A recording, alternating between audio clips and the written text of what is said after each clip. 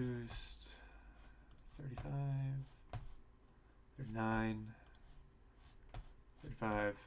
So, Jay, you see the trend for your boost amounts. Mm-hmm. So that's going to be the most important thing getting up, and that's why I was asking about what their boost amounts were and what G2 was doing in those last little sections, because they are not pressuring the play. But like I was asking myself, like what number is too low for them? And in all honesty, they like it looked like any time they were going to They be keep over like 50, like Mhm. easily. Any it looked like any time they knew they were going to drop below about 60, they would just use all of it and get out. So they only ever left with zero, but they never had like less than 60, and that's because I think the second that they knew that they were going to get another big pad or at least enough to reach about 80, they just cleared Here, out. let me give you a test real quick. I will group the replays from that queso series, or and I'll tell you what their averages are over like a Mm, 5 game set. sounds good. Let me do That will that be real a quick. little interesting because like as you were pointing out with like the pro play stuff, it will I think that they put some good pressure on them sometimes, but they also played really. Did you notice how many freaking how Queso took their 50-50s? Yeah. It was wild, dude. They go up for their air dribbles and then sit behind it and take just a ridiculous 50-50. And they did it over and over and over. I I'm telling you, man, I think Queso deserved the win, and I think the biggest No, I think if they didn't have to play a best of 3, best of 7, they would yeah, have won easily. yeah, Yeah. and I think it was just all down to fatigue because they didn't play any like those fifty I mean, you're gonna fifties. have to burn out at some point. Yes, that Like, is very and the fair. problem, yeah, the problem is that like G2 knew, like, okay, well, we just gotta win this series, and we're good. Basically, the first series like a warm up series for them. Mm-hmm. You don't really have to They have to threw at sweat the it so end. much. Yeah. Um, so, uh, but yeah, they weren't. Queso didn't take any of those air dribble 50-50s against G2. It's possible they outplayed it, but I just can't imagine that they found a way to never have that Yeah, happen. Like I paid close attention, I never saw it happen. crazy thing with them was just the confidence. Like, they were never upset that they had like a lower bracket run or whatever, that they had like basically make a huge Yeah, ass comeback and to be able to yeah. do They that. were Like, like, "We got it. It'll be fine. We got it. No no, worries." no, they They're had a all the lot way of to the confidence, but grands. like respect for their opponents at the same time. And I think Mm-hmm. that was like a huge thing. That's what we're trying to do. Is just if we have the confidence coming into a series, and if especially if you have like a game plan, I think that's the most important thing as of recent. If we can have like defaults in our head of exactly what our objectives are each scenario, each game, like it will help us out a lot. Like that's our big thing. Because I feel like if we're coming in the mindset of a certain series, like, all right, well, we're specifically trying to do the G2 pressure play, like that's what we're trying to do, or that's our offensive style. Like then it has defaults in our head, like, oh, okay, in this spot I should have done this, my bad, Mm-hmm. instead Yep. of like questioning yourself. Yep. So, did you have those averages by chance yet? Yeah, just give me 1 second. See, did it add the replays? It Because should. I Please bet don't. you the lowest of them is around 45. That's what I'm gonna guess.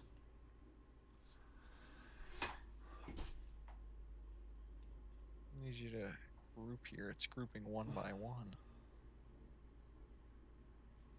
Make sure that um, when you when you group them, where the Okay. fuck? When you group them, do it from here, and then hit the group in the top right. Don't do it like next to the singular. Oh, okay. You That's have to that was my mistake. yeah, do the one that's at the top. That one seems to do it right. I think that's what's going on at least. No promises.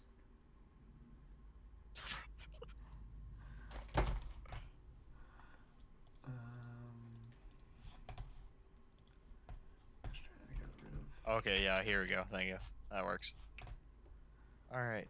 Players boost. We're looking at average amount. Tomic's at 50, Chicago's at 48, JNAP's at 48. Uh huh. Yeah. That's over a 10 game set. That's 10 Yeah. games. That's That's our pretty significant. averages.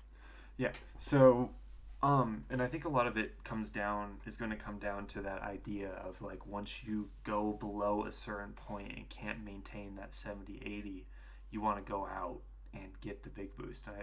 For you especially, Jay, that's what I need you to do more. That's what you guys need. Okay. Yeah. And like pay hopefully you can remember from those replays, or at least kind of try and pay attention to if you don't. They they went out to get those big boosts and still would make it back into the play in time. They never were hung high and dry like this. They never left too much open space just because they went and got big boosts back in their corners. Because they kept up that speed, the other players knew what they were doing, and just kind of like playing that midfield, they were always around enough to be impactful in the play. Um, Despite the fact that they hard cleared out for boost, and I think a part of that is also just when they got out quick. Once they knew that they were hitting that below 60, below 50 range, they'd hunt down a big pad. If there's no big pads to be found in the corner or the opponent's corner in the midfield, they'd clear out to their own. So I do remember how you used to play, and I still know that you play really well on low boost. Like that's hasn't changed. But at the same time, like if you guys want to do this style more effectively, you need to be able to get up and reach those balls when they release. And the lower boost you have, you might be less likely to reach the ball, and you're going to be far less likely to have any control over it to do anything with it once you get to it if you start off with 30 or 40, which is what your average is sitting at right now. So that was the biggest thing that I was seeing for like team cohesion for the most part. That made a really like compounding effect over time. And I still need to get into the replay. Right. Because in order to do that play style, you have to have all three players on the same wavelength, right? You have to have everybody doing the same objective, and if one's not doing that, that just throws a wrench in the entire rotation. Originally, what happened when we first started teaming was his speed. His speed being so low when we're trying to do that play style, because he's not getting in and out so fast. Like he's slowing somebody down, or somebody's not able to get into the play at a certain spot because of that. But we only had one. We did work on boost for him for one series, but it was only one series that we worked on boost. We were trying to get his supersonic waste up because he was using he only had like 100 to like 50 supersonic waste. Yeah. It's funny, and we wanted to pick up his speed more and stuff like that, and that's what we were mainly targeting. Okay. Yeah, solid. Yeah. Okay, I can respect that. Yeah, it was funny because when I went over stuff with Ronsky, and like it kind of really opened my eyes, honestly. And he's literally like, screw the play. Like half the time, don't over force your position. Feel like you have to do something in the position you're in. A lot of times, it's going to be more important that you get some off the ball effect, and that's going to come from leaving your position, picking up a demo, going forward, or just leaving your position, trusting your third man, getting big boost, and becoming the new third man, instead of having two people, one with 10 boost and one with 100. Let them move down the pitch a little bit. Yeah, it's annoying, but it's going to happen at eventually. No matter what you do, they will break out eventually. From time to time, have two players with 100 boost, because you trusted your current third man, and became the new one. Kind of the anyway. So I did see one thing for you boost. For the most part, I really liked what Benbow was doing. He just jumped for a little bit too much. It was basically the only issue I saw for him. Like, This is all fine. Probably could have snaked to the opponent's corner on this one. Let's see. Yeah. We'll probably watch from your POV in a little bit, Jay, to like kind of just get you in that I need to go get big boost mindset. This is the right game, right? Yes, this is the last game that we had in the goals. This is the original file that I sent you to go over today. Okay. Yep, I recognize that one now. I think so. Let's start from here. Yeet. Let's touch. Oh, yeah, that freaking love that from you, Boost. Right here. Head of the play. Unfortunately, you took out the most useless player. Yeah, I did not target the right player there. No, it doesn't make a Yeah, but like difference, before, I would always think like that's bad at cheating ahead of the play. But like really, by the time Bimbo plays this ball here, I'm already out. So like me going ahead of the play is like perfectly fine because I'm out right there. Like bam, he's got the touch. Like I'm now rotating back. I'm behind Jay. So. Yep, and more often than not, you're going to be able to have one of these corner or mid boosts up on your way out. Yeah. Which is going to like. It did, what? It did. It popped up on the screen that it was there, but it just didn't do it. It was a replay glitch. Yep. So I did. I think the biggest thing is I noticed one point in time, like this is a really good adjustment from Benbow to like kind of utilize that. You want to make sure you're not killing your momentum in the midfield, but he just didn't really need to jump. And Yeah, so right what I here. Yeah. was This. Oh, sorry. My bad. no, you're My good. bad. But Continue. basically, all I was trying to say at this point is he's great. He's great. Just don't jump and hunt down Mr. Zero over here. Because if you look at who actually makes an impact on this play right now, makes an actual difference on this play, the 50-50 comes from that player. You get him, you get Pig over here to release without Zero in the area. Now you guys are a ridiculous threat with Boost you picking up the corner and then turning. Like that 50-50 could have easily gone cross, and you're just open, just all day open. Because Pig has no options to like really get a good play on this. So that's where you want to be looking. So it's just like trust that going ahead of the play instinct, but don't overplay the ball.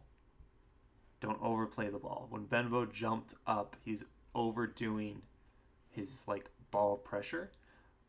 Play more like off the ball pressure. So like Boost, I love this. I don't know how that's not a demo. I literally like you could see the sparks, but Yeah. So like this is great. Just you don't need to get this touch in any case. Okay. So don't overplay the ball. Trust yourself, like, because when you overplay the ball, you're gonna make the player behind you more awkward.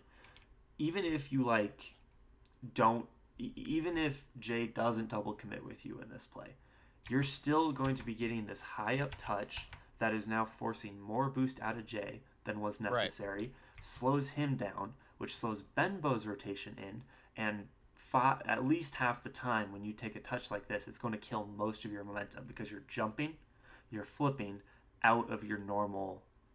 Actually, did you even hit this one on purpose? Did you actually hit that boost? Okay. Yes. You did hit that pad perfectly. That was my objective.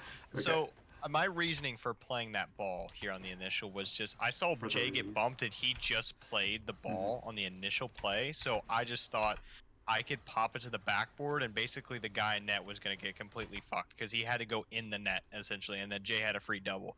The only problem is just that Jay wasn't ready for my touch here. I'm pretty sure I just didn't communicate this properly, and now he's already just like doubled there. Because like that other guy that jumps up for that ball on the back wall, like or originally there, not there. The second guy that like rotates back in, I think Jay beats him there. Like I think if Jay just stayed on the ground here and I play this pop touch like that, I think that's just a double there. Because this guy's forced to go into the net, and then like I think at that point where Jay is in the net, he should be shooting that ball. From up here, yeah, I would agree. Yeah, I would agree. But I do want to point out, just like if we haven't set much up yet, right? If our plan of attack is forcing the opponent to make a release, who are you forcing to release by? Right, I'm forcing my teammate rather than the other team. Basically. So when do you see this being viable? Like me going this up here and cutting here, yeah, and me playing this instead of Jay here, because I understand in this exact play, this is definitely better that Jay's playing this. But if like let's just say, are you saying like if Jay's not in this area, like on that left field like boost, you think me playing this touch to like stall basically and disrupt the offense is a good thing, basically like stopping the counterattack before it happens, or do you think I just should cross out here at this point and never play this touch? Because like right here, if Jay isn't behind me, like he is close, like, and I just play this touch to just keep them on their side for longer, like, do you think that's a viable option, or do you think I should just leave that ball there and just let my teammate that's theoretically deeper play the ball? If we're all in the backfield, why can't we let them come to us? Right. Because the more we pressure towards their side of the pitch, the more likely we are going to be to get strung out. Which is only good if they attempt a really hard clear that like goes over all of our heads. It's the only time where that's good. And even if they do that, now we're just playing from our backboard with a single player and two really far up ahead. So like I basically what I'm kind of feeling is why would you want to continue to play their corner? I just realized that should have been it. Yeah, like that's hella demo. This stuff is BS, but Yeah, just I don't I legitimately what Ron told me was just don't play the corner ever, which I Okay. think is a little bit of an over exaggeration in some Right, cases. like obviously some cases you're gonna have to, Hmm. but for the most part, right, like that's Hmm. a We general thing. we don't want it in the corner because the best passing play in theory that comes from the corner is normally one where you do like a half volley from here to here, and when you Yeah. do that, you're committing all your momentum into their corner and you're pulling another player in.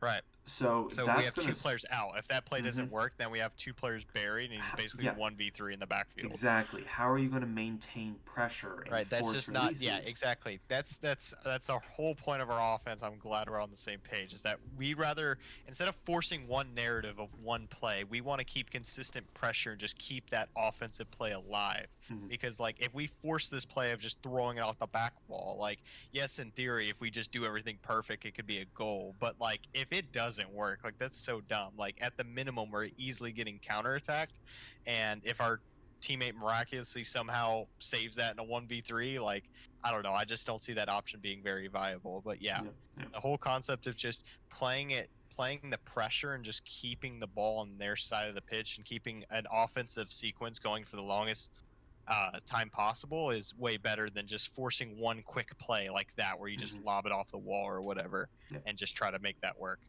I agree. So, yeah, and like this was kind of the other thing. Like it partially ties into what I was trying to say about um, being careful about over forcing your cuts. Like trust your man that's ready for this play to be ready for the play. Okay. You coming from across, you are far less likely.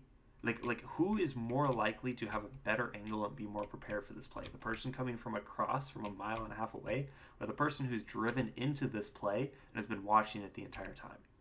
Is kind of like how I'm thinking about it Yeah. in my head. So if you, yes, 100% take cuts, like be prepared to do them when you can, but don't over force them because your angle is going to be a little bit worse Yeah. than your teammates. Only do it in the situation where they call you to, where they, instead of Jay, like the second Jay lands anywhere near the midfield, I think in your head you should be trying to clear off. Now, granted, yeah, if he gets clanged into your own corner, then yes, take the cut. But pay more attention to like the literal spacing. If he's anywhere in the area, let him make the play. Hunt down Ghoul, even more so. Like if you want to go take him down on the freaking backboard, send it. As long as he like Okay. doesn't get a hard clear. Like you see how weak this clear is. Fake this and turn back around and clock someone. Like Yeah. find someone. I think Ghoul is going to be, in theory, the one you might. Well, he's off. Not in this case, but don't be afraid to hunt this. Um, and I think that making sure that your person closest to the backboard, as long as they're not over sacrificing boost or overplaying the ball, you can do a lot of hunting and still be able to get out in time as long as you just don't oversend it at the wrong moment. So, anyway. But, like, so, like, for Jay here, um, because of how the circumstance goes, we don't want Benbow going. But, like, look how ready he is for this play, despite the fact that from jumping from here, he went all the way back for corner boost. Yeah, that's the biggest advantage of like playing G2 pace and playing very pacey is that even though you're really wide on a play because you're supersonic momentum, like you're able to get back on the play very Mm-hmm. fast. And like that's exactly what's happened here with Bimbo. Like notice how he'll pace through this entire sequence and he's able to get to back to that position very quickly. Mm-hmm. Exactly. And in the worst case scenario where you are too wide, that's going to be when you want the cut to come in.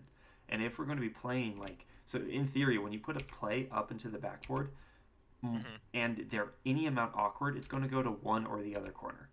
Right. So, That's what we want to happen. exactly. So we should always have one person rotating out through a side so that they're ready to collect in case the opponents pick their corner.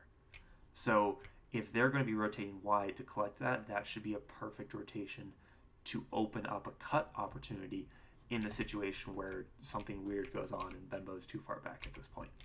Then boost instead of like taking this touch. Like even in this one, if Benbow is too far back and you don't take this, you can always wrap around like this and take that spot. Okay, rotate so through you're this lane. saying like let's just suppose Jay plays this to the backboard here. You're saying I could cheat up like I did on the original play where I got a demo on the guy like on the front post, Hmm. and basically like play that corner because we're thinking theoretically that they're gonna release the ball. So me being upfield and playing a corner, I'm able to just basically collect that ball once that ball goes to the Yeah, corner off of their release. yeah. So now I If have Benbow, if there's too much space, so this is kind of what I mean. Where like trust the person further back. So if okay. Benbow is here in time like this, then yeah, you should probably, as long as if you don't take this touch, then yes, you should clear out. But let's say he's not here yet, and it makes more sense for you to make a rotation like this. He's got plenty of time now to go opposite corner Okay. without sacrificing really anything. So, in any case, if we have this rotation as a standard, we shouldn't be afraid of taking, in air quotes, too long to go and get our own corner boost if we're low. If we've got that less than 50 situation going on, that should be pretty instantly our cue. We need to find a big boost. Is what we really should be looking for. There are going to be times when you're going to be stuck and there's just not going to be anything, and then you want to pad. But your padding should always, before you attempt to re-enter the play, you should always be trying to hit 60 or higher. Okay. We don't want to really like Jay. Your average is 35, and it showed when I was watching this. You need to be at least hitting 60, 70 before you try and re-enter these plays. Because you can let your teammates who have 100, because they were going quite a bit quicker, especially Benbow, and picking up more boost pads, they can be more effective once they get the ball. So anyway, we'll see some situations like that. So yeah, Benbow here in plenty of time. He just didn't need to jump. It's kind of end of story. Because if he Yeah, this obviously this he's is going third to be a man. We got two release. teammates out. Mm-hmm. Yeah. This is going to be a release from player 0 down here, which we can Yeah. from Benbow's position we can very easily track. Boost from your rotation, especially if you see Benbow covering, you can cover the left side. That Yeah, you buys just cover Jay. behind him. Yeah. Mm-hmm, buys Jay enough time to find a big boost. So like this one, um, like so. Yeah. I could see the sequence being a lot different. It would have been a Mm-hmm, lot easier for yeah, Jay, especially. yeah, He's not yeah. forced to play this touch. Exactly. Jay, you are in a very awkward spot right now. Like, I will Yeah. 100% give it to you. But I also just want to point out that at the end of the day, does Jay have to get this touch? Because Jay getting this touch, Although it kind of disrupts him, it gives the ball to the other team. not only Like we, does it give the ball to the other team, it baited you in. that's true. So now we have two players out on that one sequence. Mm-hmm. So what I'm looking at and what I was looking at when I saw this originally is the fact that Jay, you're in this area and hopefully you're commenting whether or not you want to take this touch. If you say you're going to take the touch, Boost can tell that you are backwards, that you don't have very much boost, you don't have a lot of control on this play. So his instinct is always going to be to support you. And in supporting you in such an awkward touch, if it doesn't go perfectly right, you're baiting in a second player, and it's not really any fault of his that he stole your boost in this case. When you could have theoretically pretty easily just gone, I don't want this ball, or let Yeah, me if he pick would have just up got the out boost early, across. then I could just go in, and then the advantage of him just getting out fast and letting me get in is that way if I get like absolutely dusted, like he's behind me, Mm-hmm. versus like right here now, me and Jay are both in this like one area and we're both out. Yeah. We're only at the midfield right now. We've got an entire half of the pitch again before we get to our net. We still got time to play defense on this play. Like it was kind of interesting. I haven't looked at them so much recently, especially since they started dropping off a little bit.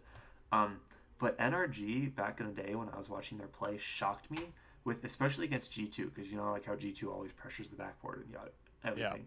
Yeah. It shocked me how much open space they would leave in the midfield. But that's because even with as good as G2 is, if they're only taking their shots from the midfield and you're playing with two players on defense, where's the threat? Like, you've got so much time to react, so much time to recover. So in a situation like this, yeah, it's going to be terrifying, it's going to be scary. But what's going to be more important in the long run, especially only at the midfield line, we get this boost, let the opponent pressure in a little bit. It's going to get a little sketchy, but it's going to be much more reliable that we have something we can do about it. Anyway, so, Jay, you following for the most part? Does that make sense? Okay. Oh no. Yeah, I'm following. Sorry. No worries, brother. So, I was about to be really pissed if he just wasn't here. He's AFK. I was about to yell at him. No, Mike was just muted. Yeah, just make sure as well, Jay. Like sometimes, like obviously, and that's why you can't really. But like, if you have like a question or anything about a certain play that like scroll like a concept that he talks about, like it's always good to like ask him a question if you think Of course, otherwise yeah. in certain things. yeah, definitely. So we'll play this through, and then I'm gonna watch it from your view, Jay, and we're just gonna look at all the times you could have picked up big boost. Is basically gonna be the story, Okay. because Yeah. what we're gonna do is we want to train your brain about when are the proper situations when we want to start picking up big boost more. The kind of nice parts about that is that's going to translate into more top speed and higher boost per minute and higher averages. Because you're That's going exactly what we're targeting. Mm-hmm. So. Exactly. So, and especially like the more you target those big boosts, you'll reach a point where you start to understand, oh, I actually have so much more time than I thought I did. Let me steal this big boost from the opponent. That's also going to increase your overfill and your wasted, technically. Yeah, supersonic wasted. Yeah. Which, when it comes to like boost starving the opponents, which is what G2 I think did super well against Furia. Yeah. Like that's how you can shut down really, really good teams. Yeah, because they're when they're low boost like that, they'll panic, throw away the ball more often. Because how are they going to control it with 20 boost? Right, they can't really do that, right? They have to release that ball. Yeah, and so Jay, I think in a lot of cases for you, like you play a lot with low boost. I think that's because you realize how good you are at it. But rather than relying on that to make you an effective player, let that be like it seems like in some cases you use that as a crutch and like make it your play style. Make it a strength for when you're in an awkward spot rather than like making it define your play. Because like I see how well you take control, especially on defense and stuff along those lines. Like you are really good at outplaying people, especially on the ground. But make like doing that with more boost is only going to be better. Yeah, in the long run. I see what you mean. Yeah. So don't feel like just because you're good at that, you have to play that style. At the end of the day, especially if you want to play your team style, you need to have more.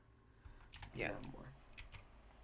So, I like this from Benbow. We'll talk about that when we go from your POV. Nice Ben. And see if you can point out to yourself, like track yourself on some of these plays. See, like from a bird's eye view, when could you have gotten big boost and had enough time to still be in this play?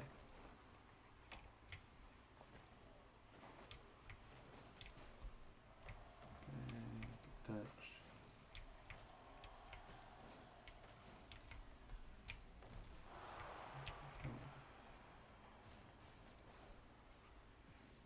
Ideas. I really liked Benbow's overall style. It's just there were a couple connections that were just a little bit off, like this one especially. Especially when we're like trying to counter quick on this, we want to keep it low as much as possible and keep it quick. So I feel like there was something else I want to say about this, but I don't exactly remember. No, it's because your rotation on this boost, I think. Look.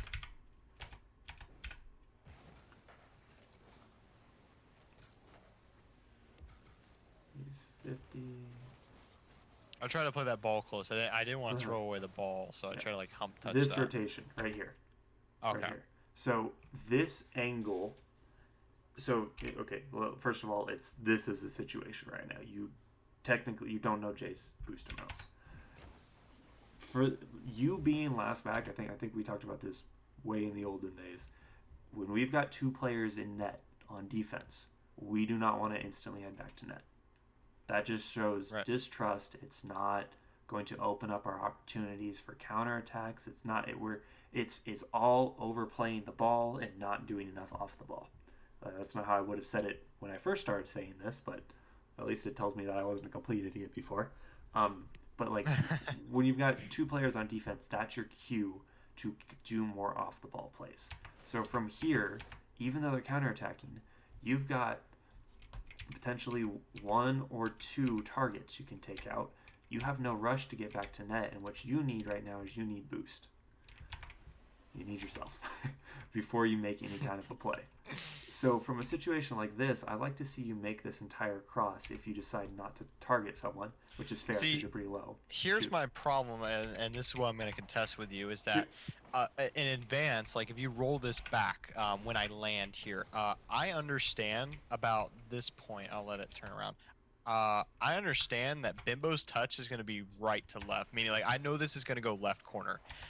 So I don't want to cross like that because I don't want to be like under the play, if that makes like sense. Mhm. So like if I crossed wide here, I'm going to end up on that left sector where the ball is. That's my only problem with that theory of Okay. like that. But obviously like rotating instantly back, like we've been over this before. That's not a good thing. We have two players back, like playing that extra guy out could bump. You know, he can be a passing option out. Like there's so much utility that extra guy can be.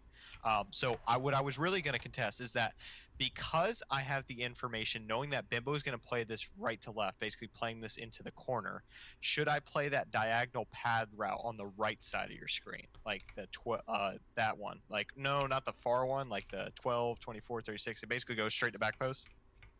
Those pads, you're like looking at them. You were looking at it, right side.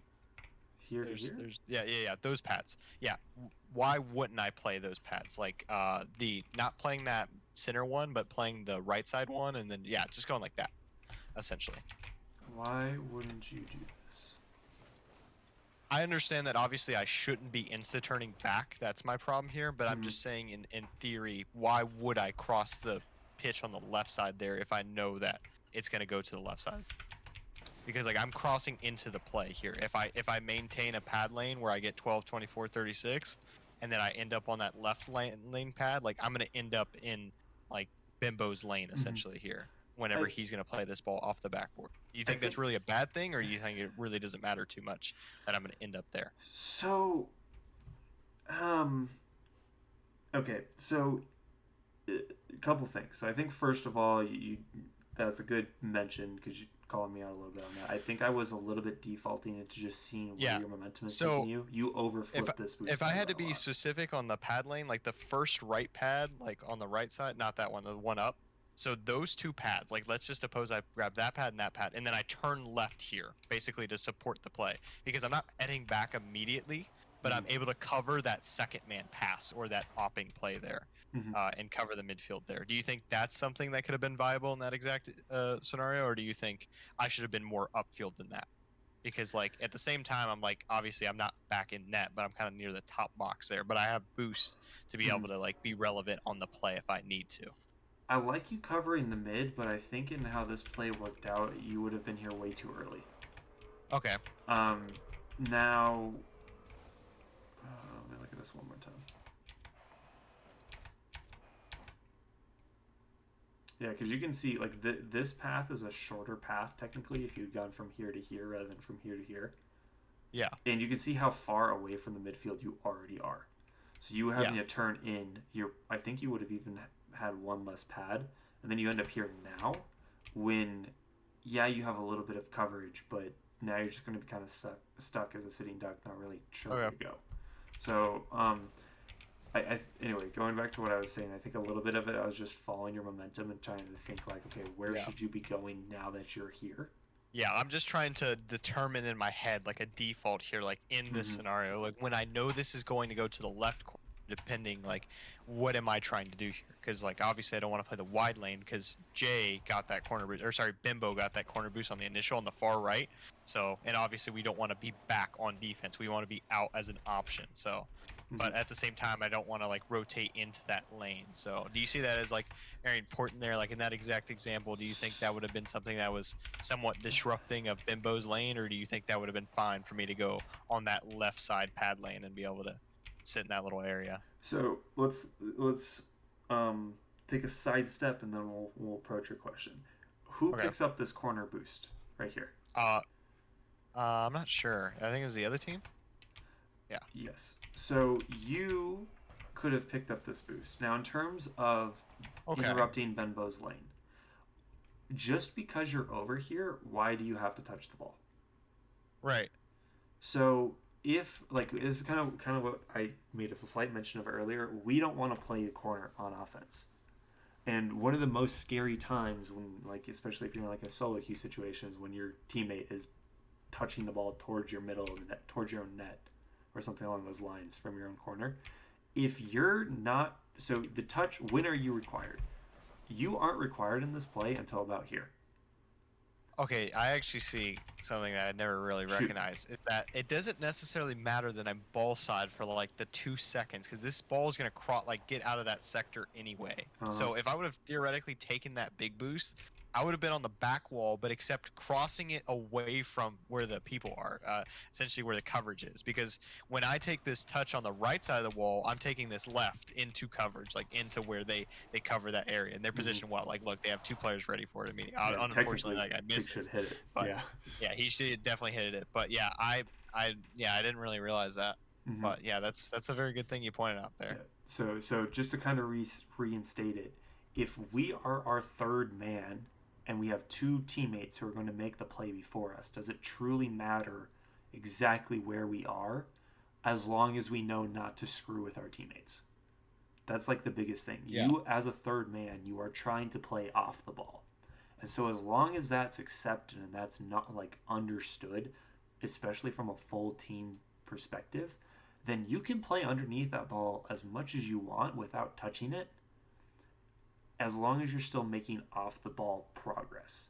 That needs to be a demo, that needs to be a boost steal, something along those lines.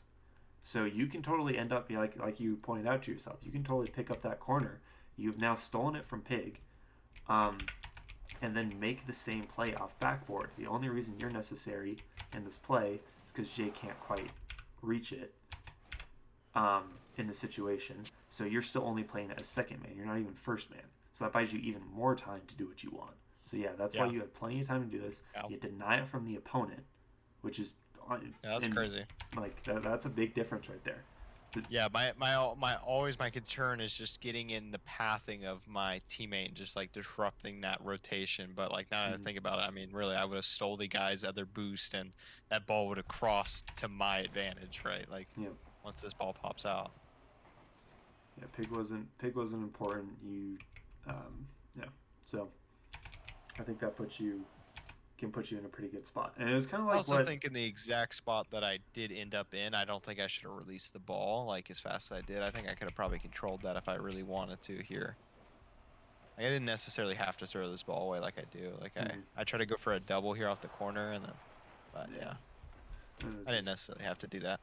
I think it was just kind of the boost usage without making much of an impact at that point, which was more of a big deal. Anyway, but yeah, so I think as a team, we kind of need to, if we're going to play this style, we need to make sure we're prioritizing boost. That's one of the huge upsides of it, is that you can just starve the hell out of your opponents. But if you can't let them pick it up on your side of the field just because like the focus is offense. So our main objective is, if we're boost down, then it just doesn't really work. So anywho, now let me ask you a question, because this is something so G2 likes to get minimum, this is their numbers, it's usually around the range of 21 plus per player for big boost pickups. And the team that I coach, I've recommended the same type of thing. We're trying to get those same type of numbers and lookouts. Do you think that's an effective thing that we should be doing, like trying to get a certain criteria of big boost per game, or do you think that's a bad thing? Because for the most part, on average, G2 does maintain getting around the exact same amount of boost almost every game, but it's very high big grabs of boost. Like they have like half of their boost is upfield steals most of the time. So the question is that a good stat to measure? Yeah, is that a good metric to base off of? Like when we're in scrim, should I be really trying to prioritize that? Like, okay, well, back like for next game, like, all right, well, Jay had 14 pickups, so that doesn't mean he's doing something right. Like, should I really be thinking about it that way, or is that not viable? I think that's a good idea, but you just want to, like, the thing is, every time you make an adjustment as a player, you want to make sure you don't hugely over prioritize it. There is a point. So like it kind of depends on the numbers. I feel like if you're close, then it's like be a little lax on it. If you're really far off, then yeah, I would. Yeah, obviously take it with a grain of salt. If we're if our target's 21, and then he's 19, right? Like I'm not gonna make too big of a deal. Yeah. But what was happening, like specifically for speed, I'll give you an example. Me and Bimbo average very easily over 20% supersonic speed every game, and we're trying to get Jay to look something in those numbers as well. But his percentage of supersonic speed through the series and the upper bracket of this tournament, he was 7% supersonic speed in the upper bracket. Yeah. So I was saying that was a very bad problem because like the 21 plus to his 7, right? Like that's a drastic difference, right? That's like we're over 3 times higher than his supersonic speed. So like something like that. Do you think like that's a good metric to base off of? Like obviously we want him to be closer to that. Yeah, I think that basically, like the stats are always going to imply stuff, but they don't necessarily guarantee it. Right. It is kind of like the perspective I always like to use. And so generally, when you see those kind of numbers, it's like, okay, how can we expect ourselves to play the play style we want, which is pretty throwy and high speed, if our boost pad numbers are down, and stuff along those lines. So yeah, I'd say yes. Kind of Okay. long-winded, but at the end of the day, yes, having that as kind of like a goal, but yeah, just all right. Yeah. Back to the initial thing. Yeah, that definitely helps me out a lot. Like I don't think I would have ever thought to do that because like mainly it just came down to the basic concept when I first started getting coached by you: is don't go ball side. Don't go ball side. Yeah. But like really that's like what like as long as like I said like you said I'm not disrupting my teammates play by me going into that sector for the time period like that I do. Like really honestly that like I will only be ball side for what 3 or 4 seconds and then that ball is going to cross evidently by somebody else's touch. So that would have worked in my favor if I would have done that in the exact sequence. Yep. And in a situation like this, you knew that play was going to come a little bit quick, most likely, or at least have a little bit of speed on it, and you're going to be underneath it for most of that time. It's the times you don't want to be ball side or anything along those lines is when, like, if your team is dribbling out or something like that. Then why would you ever be ball side? If because like my teammate probably needs that big boost, right? Or like in that corner, and if I take it, that's just not a good. If the opponent is playing into this direction, then isn't it going to generally be more useful for you to get a demo or protect the midfield rather than rotate through the backboard front post? That's kind of like it's ball side situations in which ball side rotation are bad are not generally just because ball side rotation is inherently bad. It's because generally it's because you could have been doing something better, not just because it in itself is bad. And so like in this situation, what we're talking about is the reason why it was good is because it denied a boost from the opponents, gave it to ourselves, which allows us more control, and didn't sacrifice our defense further down into the play. Have you always thought of it that way? It's always I doubt it. Concepts with I doubt it. It's like honestly. I feel like back in the day when we were doing the replays, this was not the same thing. But I also probably didn't ask enough questions for that to be very viable. So no, I honestly doubt. Like I feel, in all honesty, if you want to ask me about my coaching, I feel like in a lot of cases, I intuitively pick up on good things, but originally I can't describe why. I can just tell you that it's bad. Nowadays, I can kind of see, okay, why is ball side rotation bad when like the opponents are pressuring this side? It's because, like if you want to expand upon it, generally when your teammate gets a clear, they're going to put it over this way. The only way in which you are useful in this situation is if you get a perfect redirect. So that's relying on your teammate having a free touch, having a good clear, and at that point, you're probably going to want to do something like this. You don't just want to rotate into your corner. You're going to want to sit away from your corner so you're a passing option. Alternatively, if the opponents actually have pressure, then we have 2 areas we want to defend. We want to defend top box, which means we are going to leave the sidewall and head a little bit mid. We're going to hard demo, or if we truly want boost, as this one I think I did know for a while, this is the most likely boost to be gone when the opponents are playing into this direction. It's like nowadays I can tell you all those things. Originally I probably was just like, oh, it's bad, and maybe I had one reason, but like. Yeah, for the longest time on that exact concept of ball side, that's just kind of how that was the narrative. Was just all right. Well, this is bad because you're getting in your teammate's way, and it wasn't very in depth, but it did make sense. What does that mean? Like your idea was there, but like you just didn't have the full reasoning. Yeah. Yep. Sounds about right. So, anyway, but all right. So hopping back into this. So like the Yeah. reason, so put yourself like the reason why the boost is so important is like put yourself into this exact same play, and then instead of this being how it plays out, imagine you have even 60 boost at this point. You Right. boost. Because like as much as this one's weird, you have to wait for it to get to you before you're able to do anything because you don't have enough boost to follow it up. Like you might be Yeah, able because to. and another thing that I'd like to point out is because I'm such low boost, I'm forced to take these low momentum pad lanes, Mhm. and my threat of a once I'm the receiver of that pass, I'm not very effective. Yeah. Versus like if I already started with a high like boost amount there, like I would have been able to swing into that play with momentum. Yep. Because like now that guy's easily able to bump me because I'm such slow momentum. Like it's an easy target. Okay, we'll go over that. He one got later. that one little Yeah, touch. that last touch I was looking at, I was saying like, yeah, you theory boost should have been able to say yada yada yada. I had some stuff I want to say for Jay, which we'll do in a bit. But at the end of it, like he just got some wild glance. Yeah, I just barely. expected so much different. Like it's such so much like of a different outcome there. Yeah. And we will talk about that as one. I remember that. I was like the my controller kickoff. just like fucked up heavy. Save 50 J up early, solid.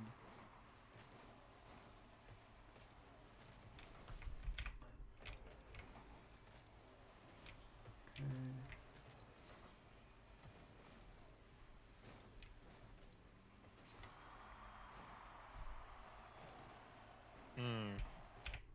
Oh well, that almost worked out. I was gonna critique myself that I kind of got out of the play and then it just said nope, and I just turned back immediately.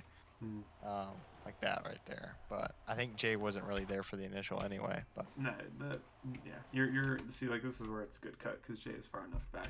right, exactly. Just recognizing when, or I think I'm pretty sure in the moment he called that he was like far third or something like that. So that's why I turned up on that ball. But I'm not exactly sure the reasoning of, but it was effective. It almost worked.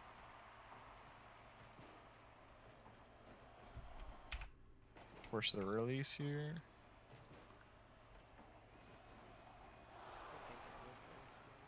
What was that, Jay? Yeah. I think I came too close on that Yeah, play. I would agree. Yeah, so if we're playing for release, we're expecting them to try and take as tough of a touch. Yeah, that's as what I they was gonna can. ask before you go too far to it. Do you remember, Jay, like if you were expecting this to be like a pass or something from me? Like I'm pretty sure I just called like forcing. Like I'm pretty sure I literally called straight up forcing when I took this touch. So like that was like because you kind of turn Yeah. in on this ball. Like it looks to me like you're thinking this is supposed to be something intended for you, which it's technically is. It's supposed to be I think after I might the have. fact, I think I was but expecting not the on the guy initial. in net to hit it, because it was gonna be weak if he hit it. But the guy from backboard like jumped down onto Yeah, him. it kind of like pinched it or whatever. Yeah, he kind of like pinched Yeah. it.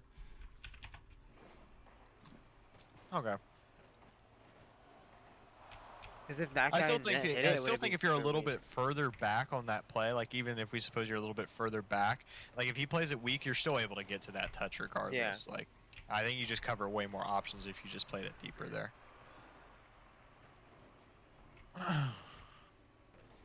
Yeah, like this is a little bit of an issue right here. Yeah, and he kind of kills his momentum completely. Oh, you're talking about me as well? Yeah. Okay. It's kind of running just back. both That of was you. Let It's me watch. Let me watch my spot on this. You get the corner grab. He goes. Yeah, that was good. Demo attempt. Turning here. Yeah, not good. So Okay. it's just kind of like. Yeah, a lot of what G2 will do is they'll use that man upfield to sideswipe the ball. I think the problem here is that Jay is in that area or to be able to play it, or somebody else, so that really wasn't an effective sideswipe. Usually what happens is that nobody's in that area, so let's just suppose I was Atomic here. That's effective because like someone has to go right to just get in front of Pig B. But like in this sense, like we have so many people covering this same ball, so this turn's not necessary. Yep. Were you going to point out the fact that like Jay was already in this spot, like ready for this ball, so I should be turning here, What's exactly the main reason why this is a problem on this side swipe? Yeah, my bigger issue is you, and it's just because of the angle. If Okay. you want to make some kind of play like this, I want you to attack under it to start. Because when something happens, you are going to have a better angle starting from wider. Yeah, I also noticed another thing is that I realized is that he was in the air. He had an air threat. Usually, what G2 will do is they'll never attack a ball sideswipe like turn in like this when this guy's high up in the air like this. Mhm. Like it's usually they're sideswiping when the guy's on the ground like dribbling it. Right? They're trying to force a Yeah. flick, like release it away. And obviously this guy's high wall, so my turn's not going to be very effective. My angle's not going to be very effective. Mhm. So yeah, I can see what you're saying now. That's definitely not good for me. Yeah. So, and I think if you want to look at it when it comes to like what is Pig going to do in a situation like this, and you, so like yours is a little bit. Let's actually, I want to watch from your review. What should I say? So, get the follow up. Got a good beat. Get the corner. Yeah, you kind of. Yeah, it's kind I of saw like. Jay facing backwards, so I thought I would turn for him. But then he turned around. I didn't expect him to turn around, so I got confused. Yeah, I see. I see. Mm-hmm. Yeah, so that does make some sense. But uh, yeah, if you want to pressure this, you want to pressure this as early as Yeah, from possible. under. Yeah. Kind of from under him, and don't really expect. Like I would say, even don't jump for this because so he's got really Just only stand got the two ground. options. Yeah, he's got two options. He can bang it out or air dribble it if he has the boost. In this case, he doesn't. But both of those are in Right, the I air. just stole his boost. Mhm. Or he can take it to the ground. And when it comes to like throwing it away to a teammate or taking it to the ground, more often than not, that's what they're going to do. So if they're going to come to the floor, meet them at the floor and make it bounce off of you and Do them. you think if he kept this on the wall, this would have been a opportune time to try to do like a V1 wall force here, where like I just turn on the wall here and I force him to release it to Jay? Or like let's just suppose he played this close on the wall and basically just stayed high wall, so Mm-hmm. I like Jay really can't push this because he has to respect that he's high wall. If Jay pushes, then he's just gonna bang it over him. That's a free net. But also, like if I just like get out early, then no one really challenges him. So do you think that's like a spot where I could implement that concept of just like turning on the wall to force him out, or do you think just me being under that play would force him out evidently? Because in my opinion, in a higher level like a higher level player will not be scared of me being under him at all. Unless I'm an actual physical threat close to him, he's not going to disrupt his play at all for that exact example. Like obviously I think Pig B, like he's not obviously crazy fucking player, but I think if obviously we're playing like a higher, very high team, like a high bubble team or something like that, they're not going to release the ball. Or if I'm just under the play, or if I'm just near on the ground, trying to force him, if that makes sense. So how is he supposed to continue to dribble the ball if you just land underneath him and he can't balance and he never gets a clean landing? How is he supposed to follow the ball if you trip him? Well, I was just saying that, like, let's just suppose that obviously I'd take the same lane that I did, except he's able to control this high wall. Like he's staying on the upper side of the wall, and he's like got the ball controlled. Like he's like Okay, so then why would he be okay, yes, so that makes more sense. So like what I'm saying is if he starts to jump off the wall, then at okay, that point you go underneath him. If he does stay okay, along the side wall, then yes, your point makes plenty of sense. However, okay. I do want to say, why can't Jay be the one to still force this in the V1 style? Because you're out way ahead of Pig right now. That's true. If I'm out fast, like then this is fine. Like if he goes, Mm-hmm. And at because like that I'll just be point, behind him. yeah, you just want to go as wide as you can, where you can still get Right. to the net if he gets like the craziest. Yeah, just to musty of cover that his life. crazy ass bang. Yeah, just in case he gets the wildest musty of his life. And even if he does that, like you don't have to like be able to turn around and hard bang it yet. You can very calmly catch the ball, take it up backboard, get your own boost, corner boost type deal. So you can still force this fine. And then honestly, you got another player. So you still don't need to like turn around too hard. Bembo can cut it too. So Okay. yeah, I think some of those make. But yeah, it's kind of just the timing for when you make this turn. Just like you trying to read it. If he's got 10 more boost, he doesn't even need it. Like look how you're never reaching this ball. Right. So rather than like making a full turn, all just sit it, make him go over you like by presence alone without actually committing yourself to it. Because you can always still like he's going to be scared that you can backflip it or something like that. Yeah. If That makes complete sense. so you can still That makes recover a lot quicker. And it's not like it's more just so that it's all of you here more than anything in overly particular. If Benbow goes out wide, then yeah, I still think that this hard committing to this turn is a little bit useless, but at least Benbow can deal with the ball while you take a little while to recover. Big whoop at the end of the day. You have plenty of boost, you'll be fine. All right, because Bimbo basically covers the same thing that I cover, just better. Yes. Yeah, a little bit. A little bit. If he's going to be... I don't know. He has kind of a wider pitch on this is what I'm saying. I'm kind of closer to Pig B. I think that's kind of like a downside because if Jay's going to actually challenge this ball, me being as close as I am is not really a good thing. With no momentum. And I'm low momentum. Yeah, that's a very thing. key point is that that's the big thing with G2. If you're going to challenge a ball to momentum, just forget it. Like your play's not going to be effective. Yeah. So like right here in this spot, like I start to do this more. If you roll it back, what I do is I come into the corner, and instead of just letting my front post guy like on the initial, like way before, like right when I'm in the corner. Yeah, like right here. Like I'll go into the corner instead of letting my front post guy. I just disrupt this ball right here. So I'm gonna backflip into this ball and just basically screw that guy over. Do you think that's an effective play? Like that's a good thing that I should be doing, or do you think I should just be crossing and letting the Bimbo play this ball? Because in my eyes, like I feel like this is just completely just destroying their counterattack at the root or their potential passing play at the root. Because like Bimbo has space between him and the player versus like if I just go straight in this lane like this, like I'm right on his ass. He can't do shit.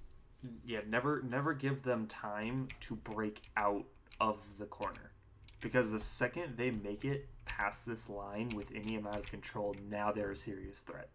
Right.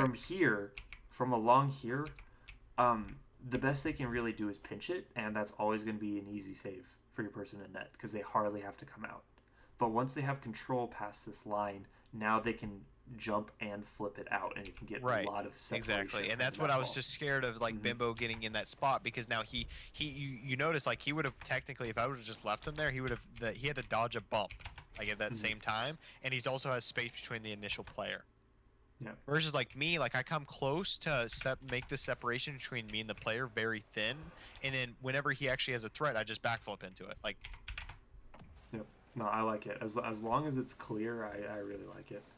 So there's a little bit of a question there for a half second, but you can always go turn behind him if he also goes.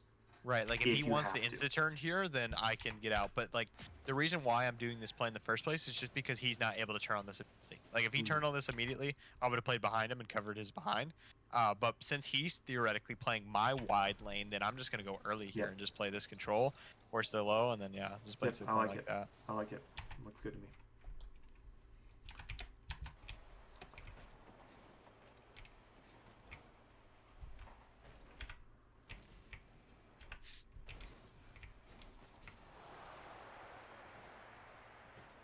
Yeah, just unfortunate circumstances, I'd say.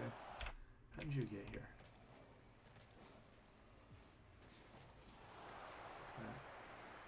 Okay, yeah, you get there first. That's fine. Again, it's not the biggest deal to leave them space. Right, I want to skip past this. So, I want to get to Jay's POV. Are you what?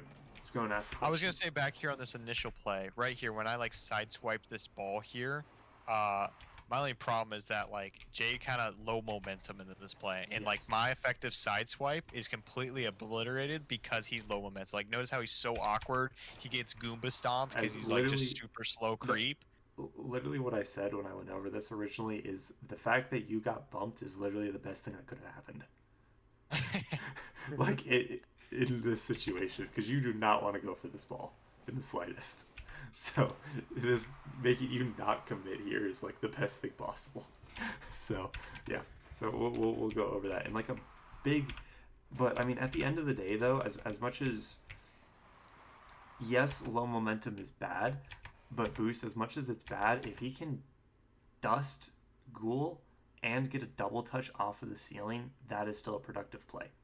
Something along those lines. If he can do something like that. With how vulnerable they are right now. But in order to do that, you need boost. 100%. Okay, so that's his main problem here. It's not necessarily the momentum; it's his boost amount that's just making this play just not good. Because if theoretically, if he did jump for this ball, like you said, like he wouldn't have really done shit besides just gave it to the other team. Like he would have just popped it, and then it went straight to the other team because he didn't really have another choice with 20 boost, right? Like he might have not even gotten to that ball like with 20 boost, like because he was low momentum, so he doesn't have momentum into the jump. So like. He might not even get there with 20 boost. Yeah.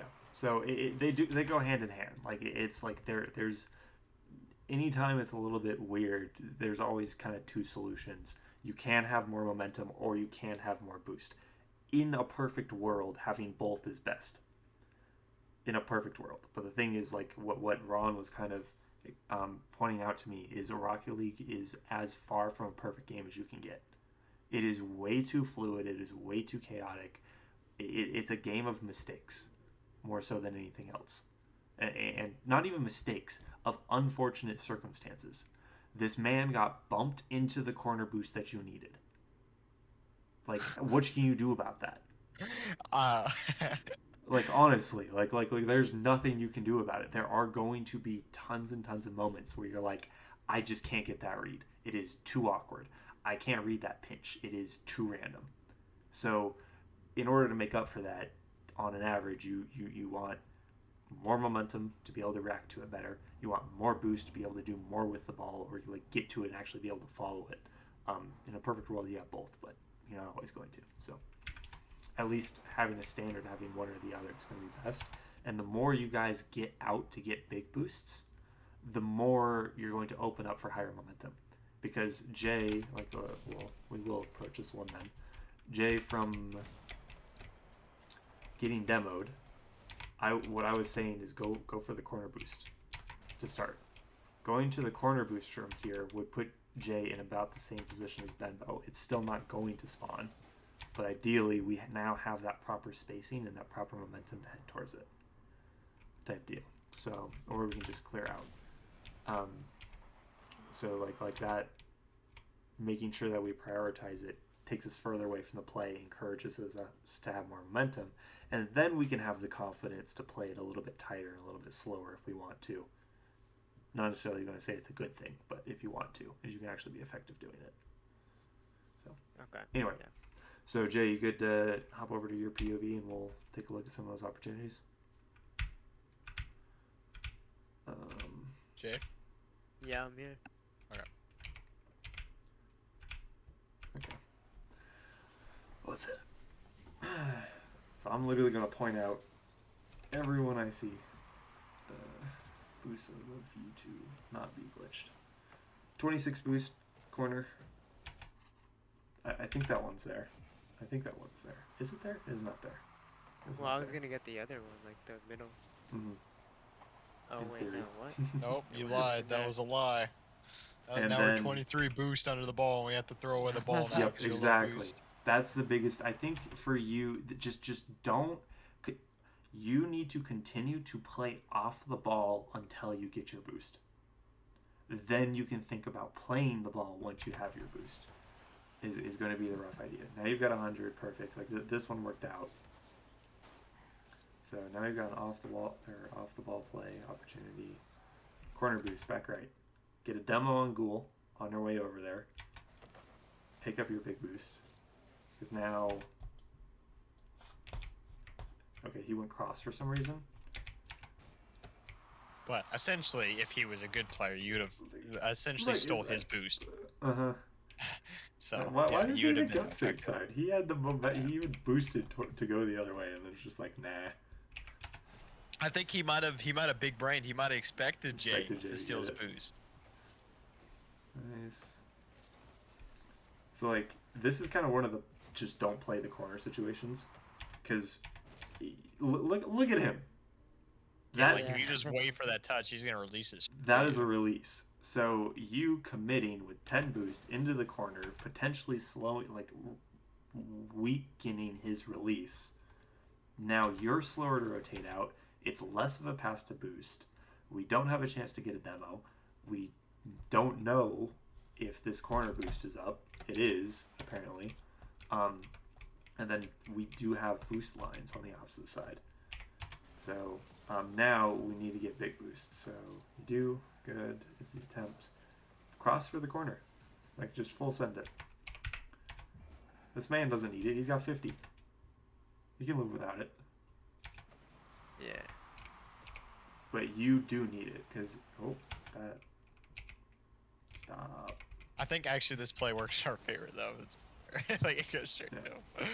So but yeah, right there, he's forced to release it, though. Like, if you want to point something out, like, he has to release that ball, because he can't play it close on his 12 boost. Yep. Like, because it's kind of popped, and the pig B, like, he has, like, a threat there, so if he has more boost, maybe he doesn't throw it away like he does. Yeah, so you make a good play on this, but... I just shit on that guy, force him awkward there, just lost. You do that kickoff in fucking ranked, or sorry, in team play, where the little pop, what do you call it, wave dash kickoff, Jay? Like the ones kickoff? Sometimes. Okay, I didn't know that. Weird.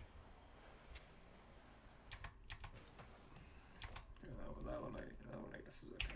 Sometimes it helps you get a wave dash to get like the big boost on the sides. Oh, what else to say? Yeah, so trying to You play... almost just bought me enough time to just perfect slot at top left. I did slot at top left. I like to point out that this was like a perfect G2 play, like in this entire sequence. Like if you went out of the thing, like this was perfect. Like this guy forces it to the corner. Like now I have a free ball here. It's just Bimbo obviously panicked on that. Like what I was trying to do again was just force it back again. Like I was just trying to force another play out. No, never mind. I was trying to go for a bump on this guy. So I tried to pass it and then go for a bump. Yeah, that's what I tried to do, but I just fucked up. I landed on the wall and it like turned me downwards. Yeah, I gripped to the wall and it just like shit on me basically. Yeah, so if you stay grounded from the get-go, Jay, like you don't even make that jump and then you take this boost, look at how like you can be the one. Oh, I could have played a wide pass potentially because they're positioned for the close pass on Bimbo, but I could have I definitely could have got us wide there for you if you're ready for it. Yeah. Anything along those lines. So like it's like don't even like sweat it. Just start prioritizing the big pets. Like every time you're low, just hunt it. Especially like if you keep in mind this other stuff from your plays. It's like if you had been able to cross and like you were already coming out, Benbow could have just hugged the other corner. Yeah, because now I see I actually have time. Because I always thought that I never had the time to go for those big boosts. Yeah, but especially with the play style of momentum, like you're in that place, so like you get, even though it's a wide spot to go, like because you're playing with momentum, you get there fast. Like the time frame is very like it lines up perfect. Like let's just say you were slow momentum, yeah, maybe like I can understand. Obviously, don't go for that, and I think that's what you're thinking of it as. But if you have momentum, especially, like you're gonna get to that next play really quickly, and being able to go wide for the boost is perfectly fine. This one's kind of okay because it was Benbow missed a touch. There wasn't much you can do about it. But again, we could have definitely.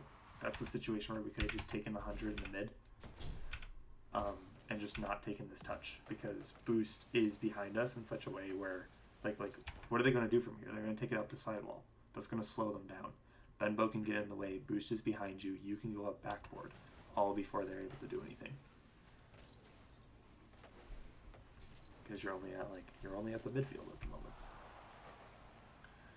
So we want boost from here. Hug the wall longer.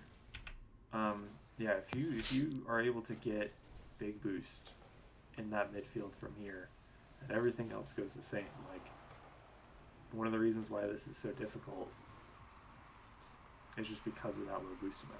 Like that's not the most difficult thing to defend ever, but it just you make it a little bit more awkward with the low boost situation. Yeah. That middle left should be up. Grab it. Like, cause look at how awkward he is. Yeah, he was gonna give that ball to you regardless. Like he was gonna release that ball. He's awkward as fuck. Yeah, I would have been. Yeah. Like where Bimbo is where you would have been. Yeah. And then now instead of Bimbo having to play that ball, it's you. And Bimbo can position better and not be in that spot and let you play that, and then we could potentially be in a better sequence. Now look here. Look how right here we see this our back left corner boost is up. Look at how much time it takes before we're necessary on this next play. Like I don't even think we would ever like want right jump. here, you would have been swinging in with momentum And off of that big corner boost. And you want to Like be when you're jumping actually after needed. this touch because now this is the separation that we want to challenge on. Yeah, So you will have. It's hand in hand. It's like he's not needed for a long time, and also you would think by going really deep like that, that's a bad thing. But like I said, if you have momentum, like you're gonna get to that boost and be back on the play very fast. Mm-hmm. You're gonna be back and relevant on the play very fast. So.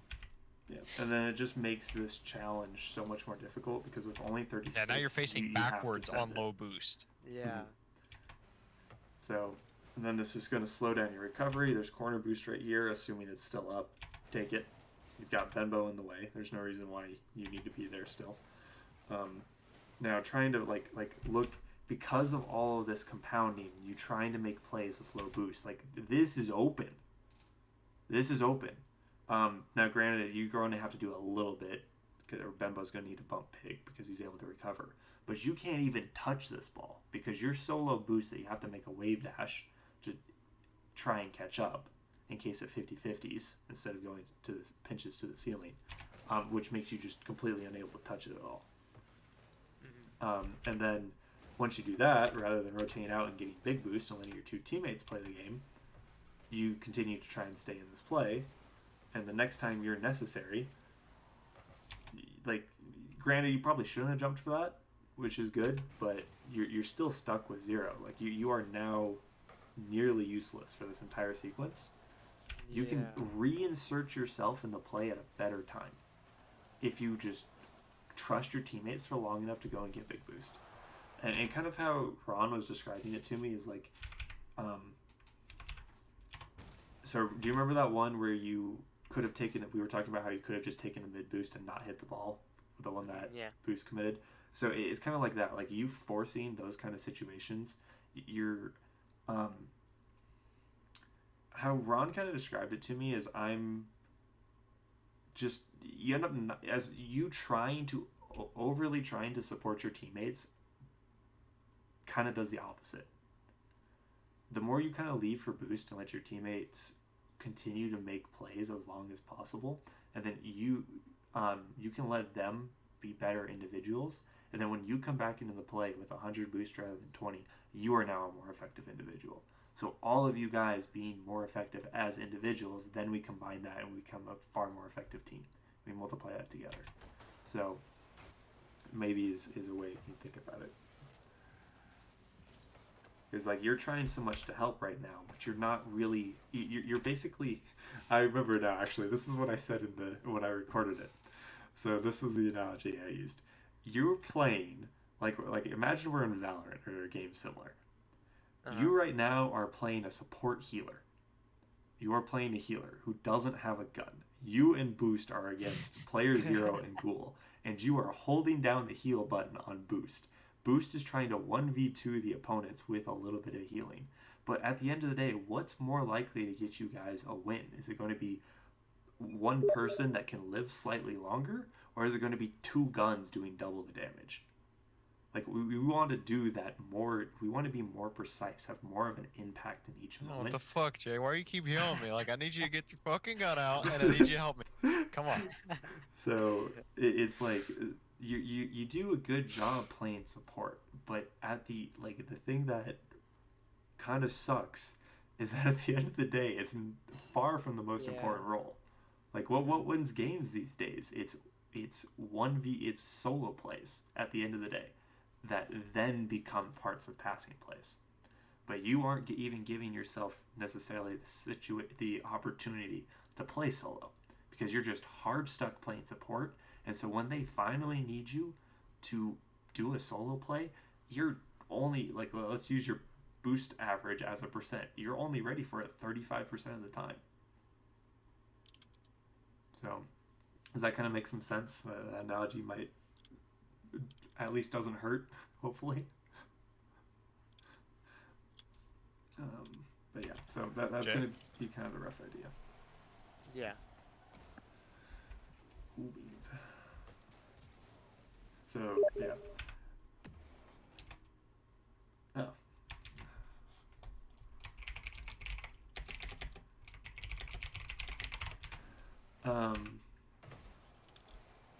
Yeah.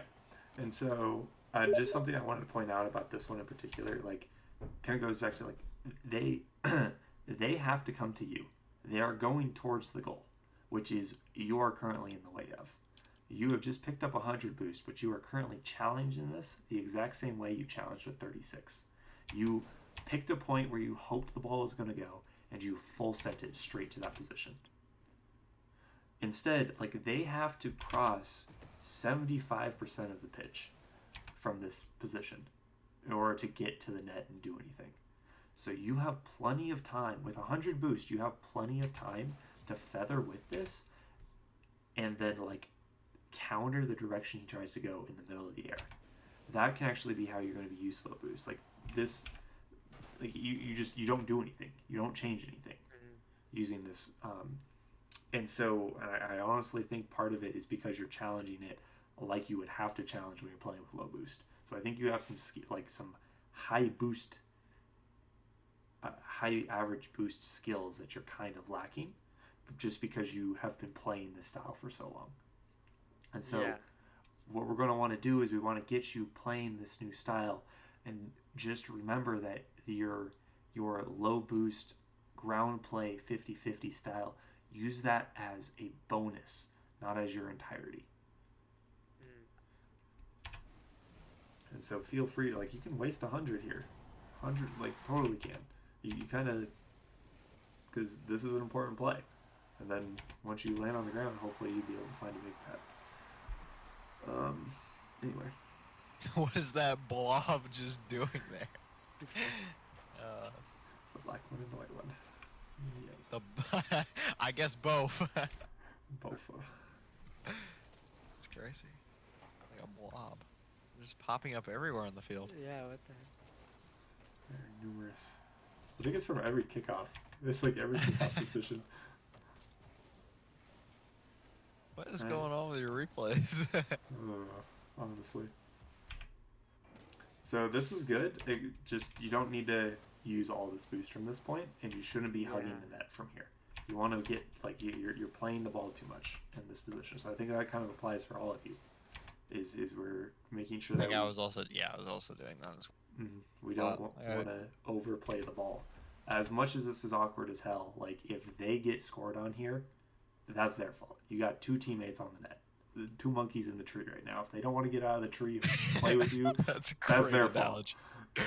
That is their fault. That is a great analogy. Because as nice as this is for you to be able to get the 50-50, like, now what? You could have let Benbow take in the 50-50 if the exact same thing happens. He did have the boost to follow.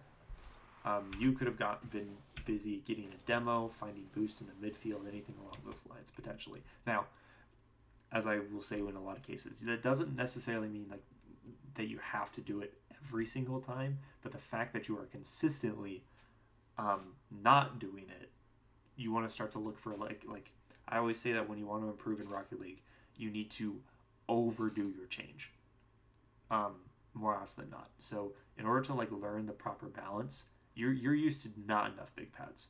How are you ever going to learn the perfect amount of big pads if you don't pick up too many and start making mistakes on the other end? Then you'll know, like, now we've pointed out the mistakes of too low big boost grabs. Eventually, hopefully you'll pick up too many, and then you'll start to go, oh, I left a little bit too much open space there and I had 50 boost already. I could have picked up 2 pads, had 70, and been there. That's when you're truly going to go, okay, in this situation, I know I have time to get big boost and get back, versus, okay, I could get a big boost, steal it from the opponents, but it's actually going to be a little bit better for me not to here. That's going to be, like, that's the end goal. So don't be afraid to just overdo it a little bit for a while. Okay, yeah. So that's why I'm going to point out like even the maybe situations in this game. Here, 100% should have gotten it. Like if the rest of this play is okay, that's fine. Pick up corner right boost. You could go corner mid or not. You could go mid right, but I think that's a little over aggressive here. So start off with deep. Because like again, like you're kind of seeing like when are you like what how are you going to make this play scoreable from here? Initially by not going for the corner boost. So now this one works out really well once you get the 100. Like this is what I mean when I'm like use your skills in these regards as a bonus, because this play is freaking spectacular. This is awesome. Like this is really really good. But how are you going to put yourself in, like this is going to be the difference between 30 boost and 100 boost. 30 boost, you'd be out right now. You take this touch, and now player 0 pops it over your head for an air dribble. Yeah. Instead, with 100, you get a touch, cut 2 of them out. Now all 3 of them are in the same corner, and you hard dunk this guy and give a ball up for your teammates.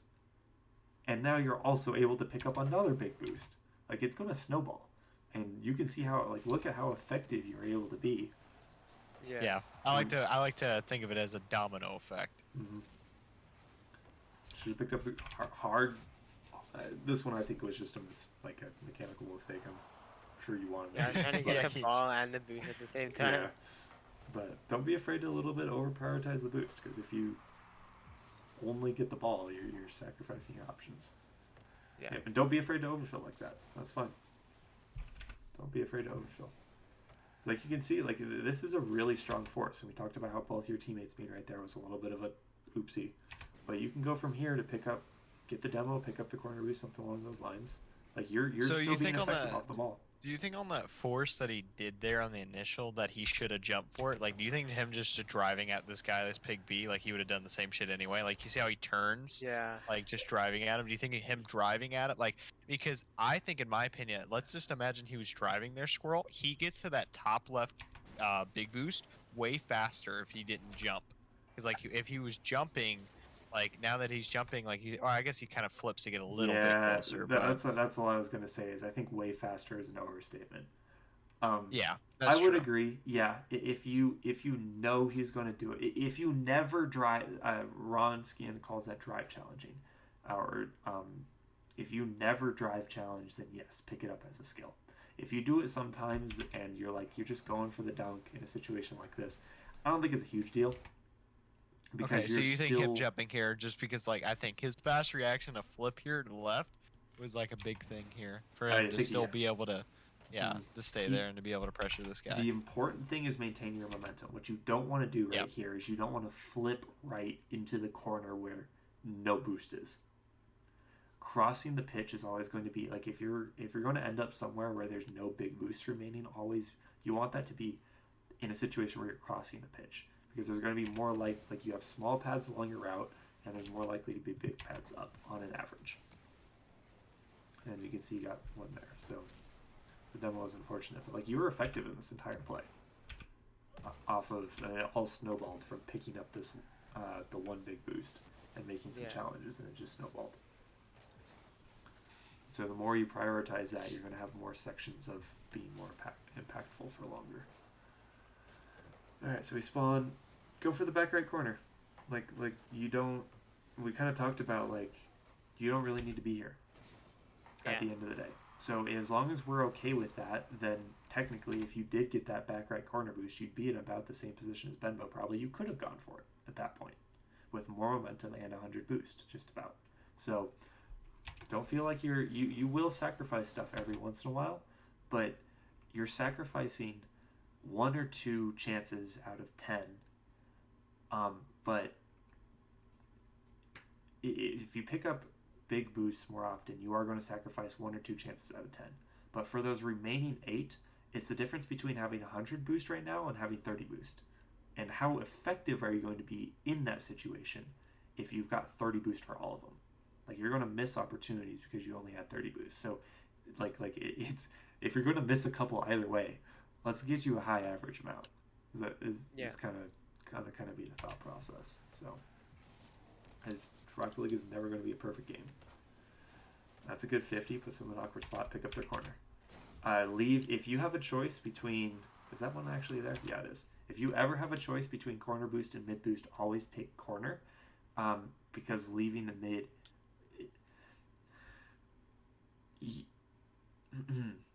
You get free choice about one of these boosts. Someone else is going to come next and take the one that you don't take. If you leave the corner boost, it's probably going to be the opponent taking the corner boost. If you leave the middle boost, it's a much higher likelihood it's going to be your teammate taking the middle boost. Technically, you can take both if you want to. I never do, just in case, but technically you can take both. But we need to be able to trust our team that they will be able to cover us while we're doing this. So you end up in a good spot taking this middle boost, but worst case scenario, you back passes to yourself. Worst case scenario, you're still fine if you take the opponent's corner boost, and we need to have a little bit extra trust in order to be more effective. Because as you can see, Pig just got that corner boost. Yeah. If you had taken the corner boost, and let's say by some miracle you're still able to get this touch, boost now gets the middle boost. So that's the difference between the opponent getting the next 100 and your team getting the next 100. And now Pig's able to make a play. And you're rolling well.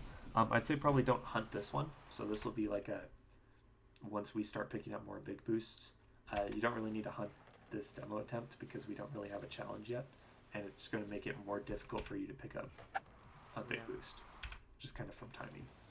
So because we want to go back left corner, and now that we've hunted this, it is going to take us a little bit too long to get to back left corner.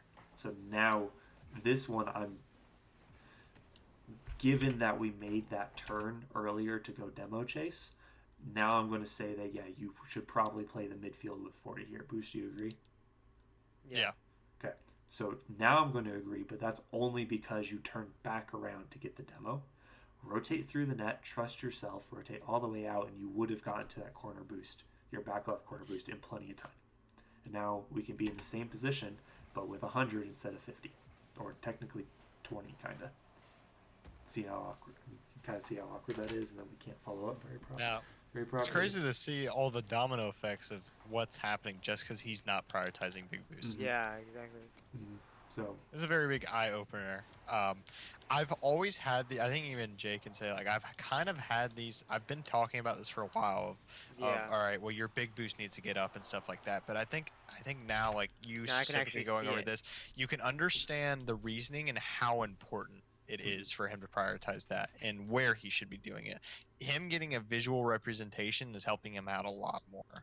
Mm-hmm. I never really went over his. I guess I probably should have done that before and addressed it and watched over his replays and watched it from his POV to understand where he could be doing that more effectively, versus just being like, "Yeah, you need to get more boost." Yeah, it's a little easy to sum it up. Yeah, that's honestly, you're totally right, because that's the funniest thing. I've told plenty of people I've coached before that you need to get more big boost, but I wasn't doing it myself because I didn't even though I could say it, I didn't. In the moment, I didn't fully comprehend just how much time I had until I worked with Ron, until I got coached by Ron Skin. And now it really showed me, holy crap, I do not need to be here 75% of the time. And that's why so many people these days are talking about being effective off the ball. Because in reality...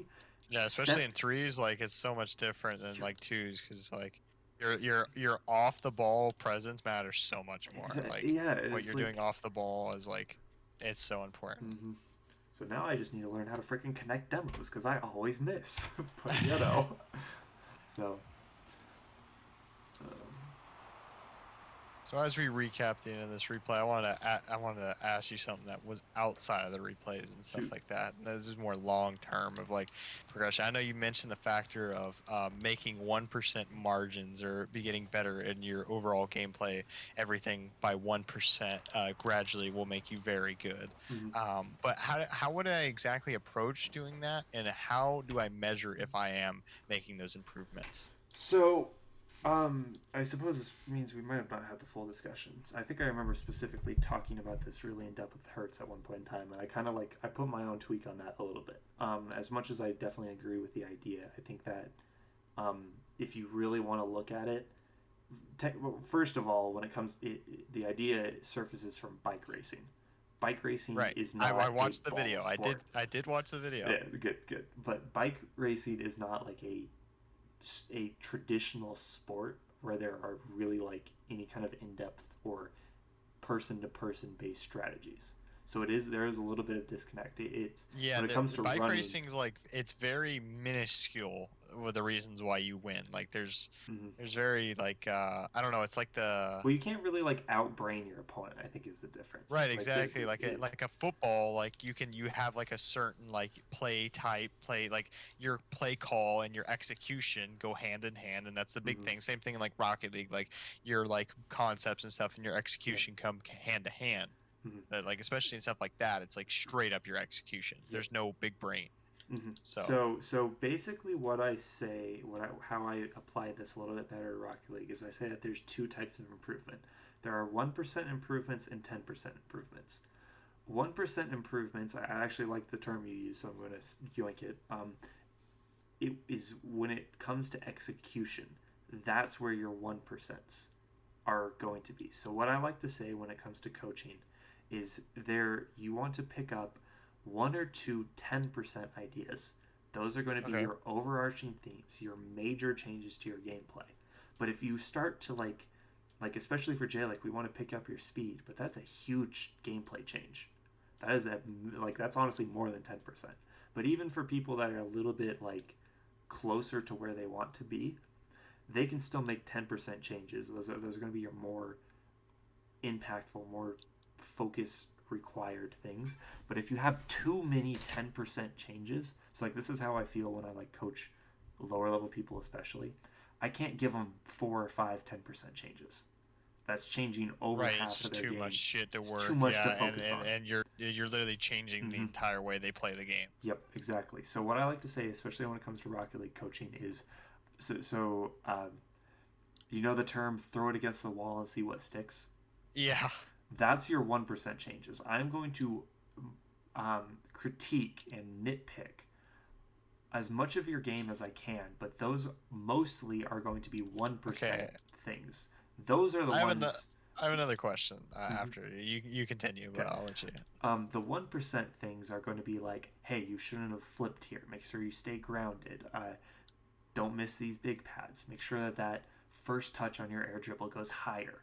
And those ones are like, yeah, you can write it down if you want. The small, but minuscule honestly, things, they're the individual things. Like, obviously, you could do them better, but is that going to be really the full outcome of why you lost the game? Probably not. So. And it's just not. That's what I do. Like, when I cover team replays, I'm like, why? Like, they ask me, like, why didn't you cover this touch? I'm like, oh, well, what's the point? Like, yes, we make that mistake, but the reason why we're losing is not that touch. There's an overall concept that is failing, and that is your bigger margin of error than those are your that 10% small, things. minuscule thing.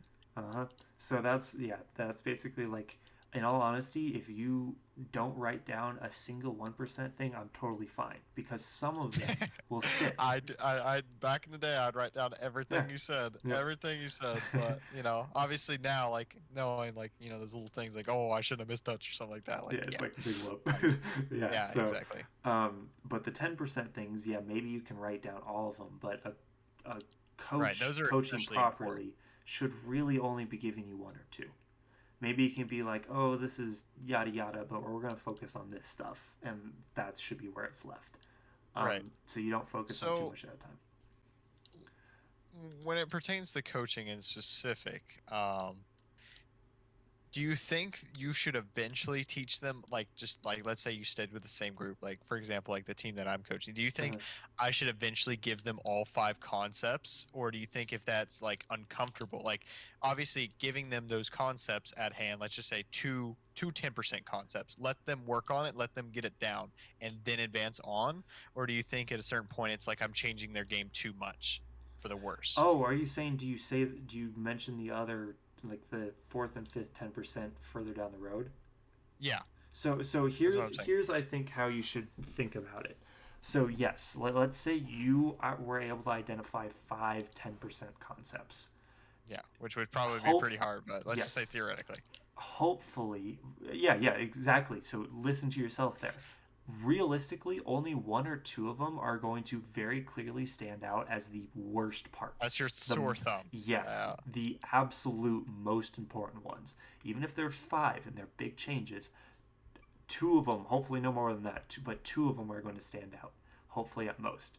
You're going to Okay. have these other ones that are going to be three, four, and five. They're like these are pretty important, but they're not But they're the as second glaring. hand. We want Yes. the first main 10% to be down before you get your 5 or Mhm. 4 or 3% concepts that And like the funny attribute. part is so much of this game ties together that sometimes. So what I'm gonna say is, you do those two, and then a week, a month, whatever, however long down the road, once you do your next coaching session, reevaluate what those new 10% rules are. And I'm going to tell you, only about half the time are they going to still be the third, fourth, and fifth 10% thing from the first time, because so Okay. much of the game ties together that sometimes you changing your other two 10% things, one of the remaining three 10% things are no longer an issue. It's gone. The other one changed slightly, and then Yeah. the fifth one Because it's the is same the thing same as like the thing. domino effect, you know Mm-hmm. what I mean? Like if you're Exactly. doing the big problems wrong, like because you're not starting the domino effect, the small things might not happen, right? Yep. Because you're not even in that spot in the first place. Yep. So it's you don't really like it's not there's not really much of a point in pointing out the third, fourth, and fifth one because you're going to confuse them. It's going to make them harder to make changes. And for all you know, when they fix the first two that are more important, the other ones might be gone. So, yeah, I would say at the end of the day, just point out the two, file the other ones in your memory, and say these are the really big, important, major changes. Let's focus on these, and we'll just continue throwing a couple 1% at when we need to. So, like Benbow's, don't jump here. Those are 1%. Yeah. Those are 1% at the end of the day. Everything else Right. looks good. Maybe because we didn't talk about them a whole lot, maybe those can we can call those 10%. But meh, he's got mostly the right idea down. I'm pretty sure when he looks back at it, he can say, "Oh yeah, that was dumb." So Right. that's why I would say it's more of a 1%. A 10%, sometimes you'll be able to identify it as a solo, but more often than not, 10% are going to be like your eye openings. Like when we talked about, you can be underneath the ball for a while, as long as you don't truly obstruct it. You can rotate ball side to do off ball things. And like we looked at that play, and you can totally could have cleared it off the backboard from the opposite side. So that one I'd say is more of a 10% because we had a bit of an aha moment. I think technically for both of us, not even just for you, definitely for both of us. Because, but yeah, so that's about how I'd say that Okay. that I have impacts. one last thing, Yep. and it pertains to back to my execution thing. We can go all So day. I know how you said that you're. So I actually didn't even realize that you were meaning it this way. In the most part, is that majority of my progression is usually going to be based off of like a replay review or like a concept or something that I'm doing wrong in game that leads to like a sequence or yada yada yada. So, do you think mechanics are all that important to get better at? Like, what is your percent? Like, if you had to put a percentage margin on that, like, of improving your mechanical play, like, how important is that? Because in my mind, I'm thinking it's 50-50. Because you can know the concepts, but if your execution of your mechanics are not good, you're not able to take advantage of that certain spot, in my opinion. Okay. But what is your answer to In, that whole? so I might be interpreting the question slightly wrong, but So here's I was how saying, what are the importance of mechanics when it comes to like getting specifically better at the mechanics. game? Like Okay. long Yes. term, like what is my focus there? Because obviously, like you said, replay reviews that's going to help a lot. Mm-hmm. Like that's my main thing. There's my 10% margins. I'll even have like my 1% where like it's mechanical mishap. But like, do you think on the side, like especially playing like a G2 play style, you would notice that a lot of what they do as well is also based off their execution, like a Mm-hmm. very good double tap Yeah. right here, very good air drag right here. Like what they're doing is very consistent and very good. So do you Mm-hmm. think like that is also going hand in hand and that's just as important as mastering the concepts, or do you think actually you could skim by with having like lower level mechanics or whatever, just being able to execute and make the right decision is just way more important than mechanics? Yeah. So, um, I'll give you a little bit more shorthand answer at the end. Okay. But so here's originally when I said it. So can we all picture the times back in the olden days when Justin was very clearly the best player in the world? Yeah. So the thing I like to say about it is like Justin, the reason he is the best player in the world is he has improved every aspect of his game by 1%. He's improved his boost usage by 1%, his mechanical, his air roll ability, his default air rolls, his directional air rolls, his fast aerials, his reads on the play. Everything is 1% better than every other pro player. And that is the difference between like a 50-50 that could go either way to just a clean beat. So that's why even though it is only 1%, they can have a huge impact. However, I think to kind of answer your question a little bit more clearly in terms of like coaching other people, if you don't know how to air dribble at all, that is a 10% thing. If you know how to air dribble, but you can't change the it depends on the differences. So like on the difference of like effect. So I'd say like changing your air dribble from only really being able to go straight to being able to turn it a little bit is kind of a 1% change. But a 10% change might be transitioning from an air dribble into a flip reset midway through. And so the reason why I'm kind of phrasing it like this is like you should mechanically, in order to be a high level player, you need to make the 10% changes so that you can do every mechanic. Okay. But once you reach a certain point where that's kind of the idea for Justin. It's like he has mastered all of the 10%. So he's only got 1% remaining. He focuses on those, and now he's the best player in the world. So if you aren't glaringly lacking in a certain mechanic to a point where it's a 10% change, then it's only another 1%. So technically, Okay. you can continue to improve and get to a much higher level and ignore your mechanical 1% as long as you're doing 1% in rotations in theory. Or I say theory, Okay. I mean like Yeah, because strategy. my reason for that question is mainly like pertaining long term to my Yeah. own personal success. Like obviously balancing out getting better like mentally and like being able to get better rotationally, but also balancing out like my routines with mechanics and how important routine. Like for example, the player that I coach, Spooked, like he's been B+ before, but right now he doesn't play six man. He's a top 100 twos player, but he always prioritizes every day. He's like, oh, I have to play twos for a certain amount of time, and I have to practice my mechanics for 2 hours a day, like minimum. Like he puts that such a high priority. Like I think one time we wanted to do his team wanted to do a replay. They were on board. I was on board with it, but they didn't want. But Spooked didn't want to do it because he prioritized doing the mechanics over the replay review. Mm-hmm. And in my opinion, it's like yes, you want to work on mechanics, but it's like at the same time, like it's a balancing act.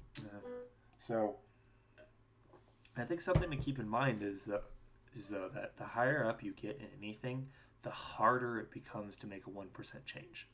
So for like if you how I would approach, like it sounds like you're kind of saying you want him to like you would have preferred if you would have done the replay analysis basically Right, at the end of because the in day. my opinion, especially the way you put it, is that we would get more progress out of him. Mm-hmm. He would make a better, a higher percentage of improvement doing the replay review versus doing the mechanics. Because like the mechanics is like he's slightly getting better at the same shit he already knows. Right, he's not really learning. I don't know if you know who Spooked is, but Spooked is absolutely insane mechanically. Like he hits easily consistently like the triple reset in the end game or like whatever. Like he can hit a lot of the shots very, Mm-hmm. very consistent. He's very good mechanically. Uh, Um but like in my opinion, like why put so much time if you're already very good at mechanics?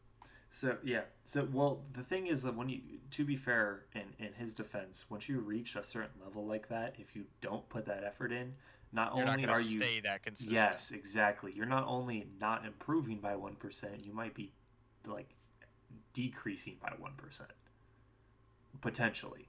So that would be like that would be where I would try and meet him in the middle. It would be like okay, so like if we want to approach it using this theory, this 1% 10% theory, be like, okay, we saw some struggles in this game that came rotationally.